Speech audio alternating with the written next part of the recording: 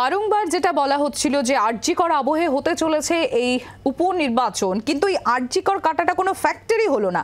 আমরা একবার সরাসরি নিউজ রুমে চলে যাবো। আত্রেই আমাদের সঙ্গে রয়েছে নিউজ রুম থেকে। আত্রেই, অনেক ধন্যবাদ সম্প্রীতি। আর এই যে আরজিকর কাটা, সেই কাটা সত্যি কি কাটা শাসক দলের কাছে কত বড় চ্যালেঞ্জ ছিল? আমরা শুরুতেই যখন এই নিয়ে আলোচনা করেছিলাম তখন অ্যাসিড টেস্টের কথা বারবার বলা হচ্ছিল, কিন্তু সেই জায়গায় দাঁড়িয়ে সেই অ্যাসিড টেস্ট সত্যিই কি থাকলো শাসক দলের কাছে, নাকি খুব ইজি হয়ে গেল?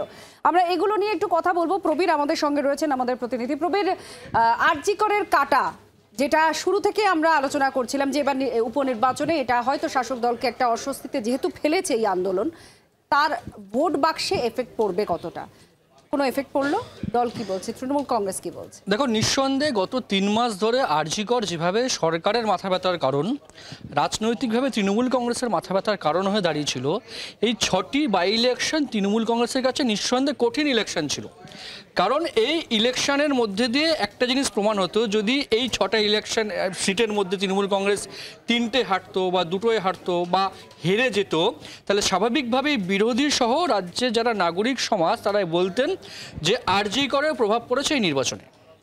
ফলে তৃণমূল কংগ্রেসের কাছে যেটা ছিল সবচেয়ে বড় চ্যালেঞ্জের। এবং তুমি যদি লক্ষ্য করো যে 2011 সালে মমতা বন্দ্যোপাধ্যায় ক্ষমতা আসার পর কামদুনি হয়েছে, পাকস্টিক ধর্ষণ কাণ্ড হয়েছে, কাটোয়া হয়েছে, রানাঘাট হয়েছে, কিন্তু এতখানি কঠিন পরিস্থিতি, আরজিকরের মতো কঠিন পরিস্থিতিতে এর আগে কখনো প্রশাসনিক প্রধান মমতা বন্দ্যোপাধ্যায়কে পড়তে দেখা যায়নি এবং তৃণমূল কংগ্রেসকে রাজনৈতিকভাবে জনমানুষের যে প্রভাব আরজিকর আন্দোলনের, সেটা আমরা কিন্তু পূর্ববর্তী যেগুলো ইনসিডেন্টগুলো বললে সেগুলো তো দেখিনি। একদম এতখানি নাগরিক আন্দোলন এটা দেখা যায়নি টানা 3 মাস ধরে। স্বাভাবিকভাবে এই আরজিকর সামলাতে প্রশাসনকে বেগ পেতে হয়েছে, রাজনৈতিকভাবে তৃণমূল কংগ্রেসকে অনেক সংযতভাবে পা ফেলতে হয়েছে, যাতে কোথাও বেফাস মন্তব্য করে আর কোনো সমস্যা না তৈরি হয়, যেগুলো কিন্তু অতীতে দেখা যায়নি।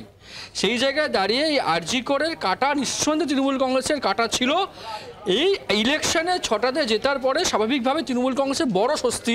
আর ঠিক এই জায়গাটাই যেহেতু কাটা ছিল, এই অংশটা তো বারবার আসছে, আলাদা কোনো প্ল্যান করেছিল এর জন্য তৃণমূল কংগ্রেস? তারা ভেবে রেখেছিল যে এই অস্বস্তি যদি আমাদের কাটাতে হয়, ভোটে যদি প্রভাব না ফেলতে হয়, আমাকে এই কাজগুলো করতে হবে, এরকম কিছু ছিল? দেখো, তৃণমূল কংগ্রেস নিঃসন্দেহে জানতো যে এই ভোটে আরজিকর হচ্ছে বিরোধীদের সবচেয়ে বড় ইস্যু, কিন্তু তৃণমূল কংগ্রেসের অস্ত্র ছিল উন্নয়ন। তুমি যদি লক্ষ্য করে দেখো যে প্রচারের শেষ দিনে মমতা বন্দ্যোপাধ্যায় যে আবেদন করেছেন, সেখানে কিন্তু তিনি উন্নয়নের কথা বলেছেন এবং তৃণমূল কংগ্রেস পাশে থাকে সেই কথা বলেছেন যে তৃণমূল কংগ্রেসই পাশে থাকবে, যদি কেন্দ্রের উন্নয়ন করতে চান তো তৃণমূলকে ভোট দিন। মমতা বন্দ্যোপাধ্যায় আবেদন করেছিলেন। এই 6টা বাই ইলেকশনের প্রচারে দেখা গেছে তৃণমূল কংগ্রেস ঘুরে ফিরে উন্নয়নের কথা বলেছেন, বিভিন্ন প্রকল্পের সাফল্যের কথা বলেছেন, মানুষের পাশে দাঁড়াবার কথা বলেছেন। সুতরাং আরজিকরের মোকাবিলা করতে তৃণমূল কিন্তু উন্নয়নের অস্ত্রেই শান দিয়েছিল। সেই জায়গা দাঁড়িয়ে তৃণমূল কংগ্রেসের নেতৃত্ব এখন যা বলছেন যে উন্নয়নকে মানুষ বেছে নিয়েছেন।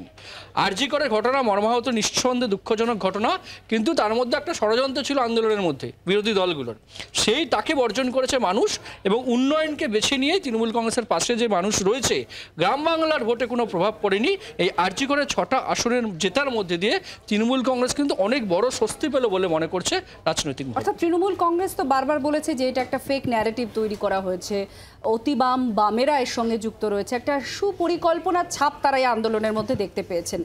এই যে জয় 6টা উপনির্বাচনের, তাদের এই দাবিটাকে কি অনেক স্ট্রং করবে? এটা নিয়ে এনক্যাশ করতে পারবে, এর পরবর্তীতে আরও বেশি এগোতে পারবে? একদমই। দেখো, তৃণমূল কংগ্রেস বারবার বলেছিল যে যেটা আন্দোলন হচ্ছে নাগরিক আন্দোলন।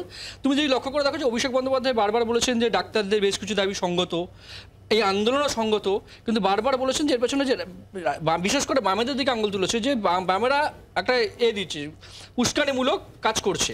বারবার বলেছে যে এখান থেকে আপনারা বেরিয়ে আসুন, ডাক্তারদের কাছে আবেদন করেছিলেন। কিন্তু এই যে আরজিকরের এই আবহের মধ্যে 2011 সালের পর থেকে বলা যায় যে এই যে 6টা বাই ইলেকশন তৃণমূলের কাছে অনেক মাথা ব্যথার কারণ ছিল।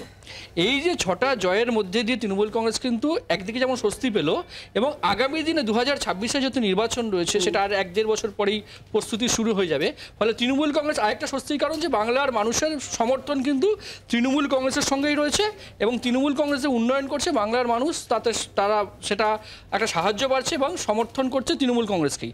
ফলে এই যে এত আন্দোলন, এত নাগরিক আন্দোলনের কথা বলা হয়েছে, তাতে যে মানুষ প্রভাবিত হয়নি, এটা কিন্তু তৃণমূল কংগ্রেসের কাছে একটা বড় জয়, স্বস্তির কারণ বলেই মনে করছে রাজনৈতিক মহল বা বিশেষজ্ঞ মহল। আচ্ছা, আর একটা শেষ প্রশ্ন করব প্রবীর, সেটা হচ্ছে আমরা অনেক সময় দেখি শেয়ার মার্কেটে খুব চচ্চর করে যখন ওঠে বাজার কারেকশন হয়, ধীরে ধীরে ধীরে ধীরে বাজারকে ঠিক করা হয় বলা হয়। তো এখানে তৃণমূল কংগ্রেসের যে ফলাফল এবং এই যে আরজি কর আন্দোলন, সামনে আবার বড় ইলেকশন আছে, এই জায়গায় দাঁড়িয়ে এই আরজি কর টু বাই ইলেকশন এই প্রসেসে কোথাও মনে হচ্ছে দল কারেকশন করেছে নিজেকে বা কারেকশন করবে? সামনে তো আবার জাতীয় সমিতির বৈঠকও ডেকেছেন তৃণমূল নেত্রী। তুমি লক্ষ্য করে দেখবে যে 2024 লোকসভা নির্বাচনে তৃণমূল 29টা আসন পেয়েছে।